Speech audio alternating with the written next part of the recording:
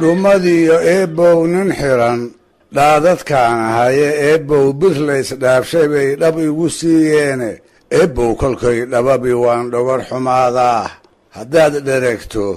eebbow baryaad dhaxal ka haysaaye eebbow dhadhamo fool xun waa lagu dhukaamaaye eebbow waxaan dhuunyannaa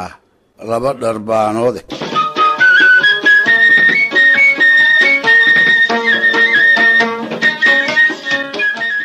dhegaystayaal qarniyadii 18 iyo 19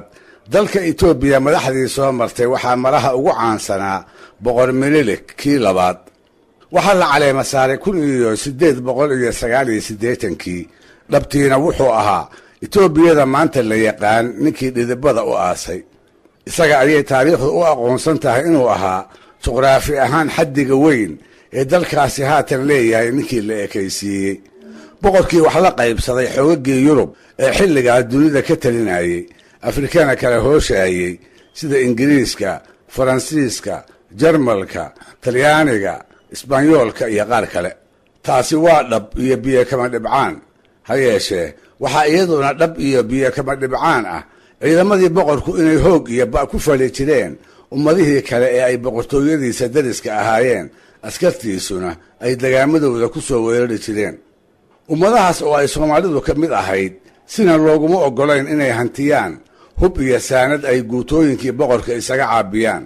sidaa darteed iyaga ayaa inta badan laga gacan sarreyn jiray iyaga ayaana duulaamada naf iyo maalba ku waayi jiray waxay muddo sidaas ahaataba waxaa la soo gaaray 1913 sanadkii uu geeriyooday boqor Minilik kii labaad nin ka naxay iyo nin ku farxayba waxay ahayd dhacdo weyn oo waayaha gobolka dhab u gelgishay maantaana waxaa la iswada weydiiyey torow geerida boqorka maxaa xigi doona yaa u darsan doona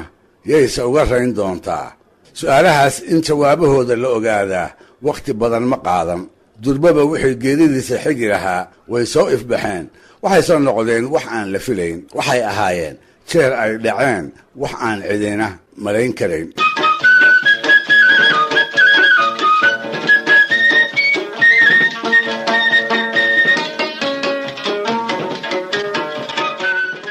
dad badan oo gudaha dalka iyo dibaddiisaba ku dhaqnaa ayay filan waa ku noqotay oo yaab iyo irkiga dhabanada la qabsaday markii la caleema saaray kii ugu horreeyey boqor aan kiristaan ahayn oo ay Itoobiya yeelato muddadii dheerad ee ay taliska dhexal ahayd boqor Liis Yaasuu oo muslim ahaa ayaa si lama filaan ah kursigii boqortooyada ugu dangiigsaday durba xiisad la wada dareemay ayaa geyigii dhan walba ugu fiday madaxdii kaniisadaha iyo xubno badan oo qoyska boqortooyada ka tirsanaa ayaa wixii dhacay dhaxal wareeg u arkay markaasna si aada uga umlay kuwaas baa isla markiiba bilaabay qorshihii ay boqorka cusub kursiga kaga tuuri lahaayeen ka hor inta aanu ku xididaysan ama aanu Istanbul xiriir adag la samaysan Itoobiyana aanay sidaas kaga mid noqon qaramadii muslimka ahaa ee uu Turkigu calanka u sidi jiray dhinaca kale haddii arrinta laga eegana geeridii boqor Minilik waxay ahayd dadyowgii ay dariska ahaayeen dhacdo ay ku farxeen waxay ahayd wanaag iyo nabad dhacdo ay ka fisheen waxay u qaateen dhacdo ay kaga raysan doonaan gulufyadii hubaysnaa ee uu ku soo saari jiray iyo canshuur madaxdii ay askartiisu sanadka labadiisa madax ka urursan jirtay dadyowgaas oo Soomaalida galbeedka degtaa ay ka mid ahayd ayaa waxay hididiile horley ku korodhay boqor Liis Yaasuu kolkuu xarun cusub ka dhigtay Harar oo ah magaalo iyo imaarad muslimiinta geeska Afrika taariikh xusuus mudan u lahayd taasina waxay dhashay boqorkii cusbaa hambalyo iyo taageeraba inay ugu soo qulqulaan ergooyin kala duwan oo ka kala tirsanaa muslimkii gudaha dalka ku sugnaa iyo cirifyada ummadihii degaankoodu ahaa waxaase xusid gaara mudan halgamaagii Soomaaliyeed Sayid Maxamed Cabdilla Xasan inuu ugu horreeyey madaxdii muslimka geeska Afrika kuwoodu xiriirka dhow la samaystay boqorkii dhalinta yaraa ee ay Itoobiya yeelatay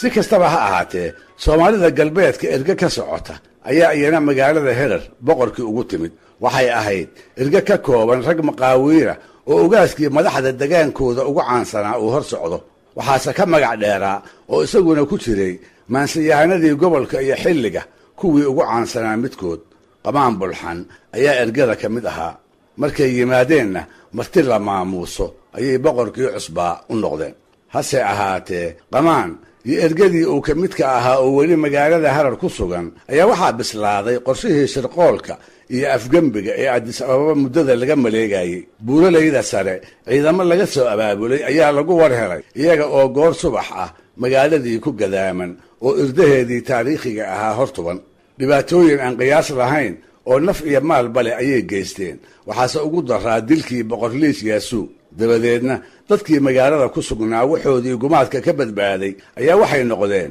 wax cagaha wax ka dayay iyo wax la qabqabtay. nasiib darro ciidankii magaalada ku soo duulay dadkii iyaga oo nool ay gacanta ku dhigeen ayaa waxaa ka mid ahayd ergadii Soomaaliyeed ee sidaan soo sheegay boqorkii la dilay u martida ahayd. iyagiina xabsi baa lagu tuuray. waxayna ahayd sanadkii 1916.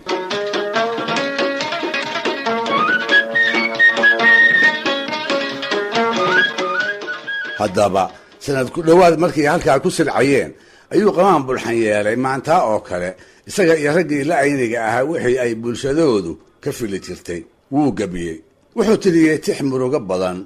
oo rabbi bari ah. tix uu ku tilmaamay xabsigii lagu hayay dandarro wixii uu ku mutay. meedhisi aad moodo dhiig iyo ilmo anqaas laga sameeyey in lagu qoray ayuu eebbe ugu ashtakooday. dhab wuxuu uga sheegtay askartii meesha ku haysay naxariis darradii ay kula dhaqmeen iyo daryeelli'idii ay ku eeganayeen. sida tixda ka muuqan doonta inkastoo inuu baxsadaa ay marmar ku soo dhici jirtay haddana riyo uunbay ahayde wax uu ku dhaqaaqi karayay ma ahayn. oo nin orod iyo socod aanu midkoodna ka suuro geli karin sidee buu ku baxsadaa. cunnoxumadii meesha ka jirtay ayaa geyeysiisay inuu tabar beero, inuu dhumucda dhangad la ekaado, inuu weydoobo oo macluul la dirgan waayo. nin nool baa inta derbiya ka booda baxsan karee mawuu maanta 10 tallaabana isdaba dhigi karaa? waa maya jawaabtu. si kale kuma garatide waxay gaarsiiyeen heer ay noloshiiba dacar u dhadhantay. say wax milga ah ayay u yeelan weyday. markaas buu si kal iyo laaba wuxuu eebbaweyne uga duraansaday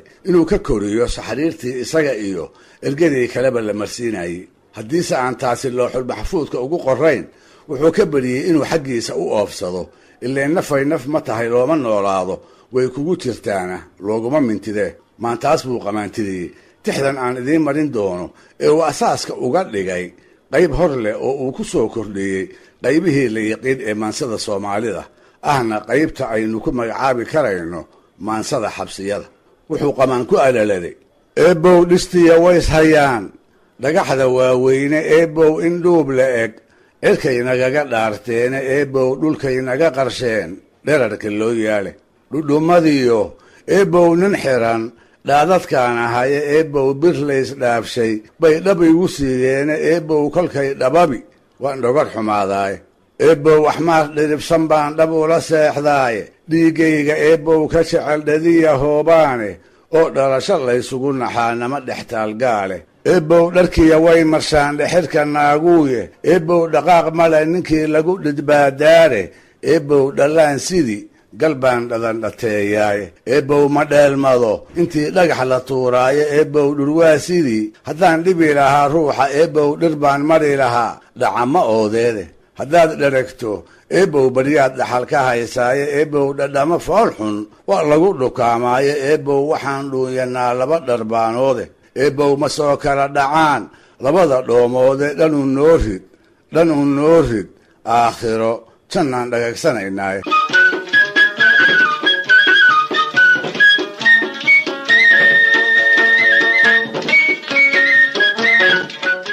ducada qaybteedii hore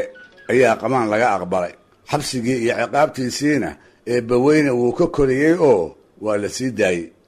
isaga oo bad qaba ayuu ciid iyo reerahoodii dib ugu noqday. maantaa kadibna wuxuu noolaa 12 gu. marahaygana waa guyaashii uu tiriyey gabayadiisa kuwa ugu culculus ee ugu murtida badan Soomaaliduna ay ugu jeceshahay. dhegaystayaal, barnaamijkii dhaqanka iyo hiduhu maanta halkaa inoo joogo. waa inoo toddobaadka dambe hadduu eebba idmo iyo qayb kale oo ka mid ah maansayahanadii Soomaalidu tixihii ay kaga cawdeen xabsiyada iyo noloshooda.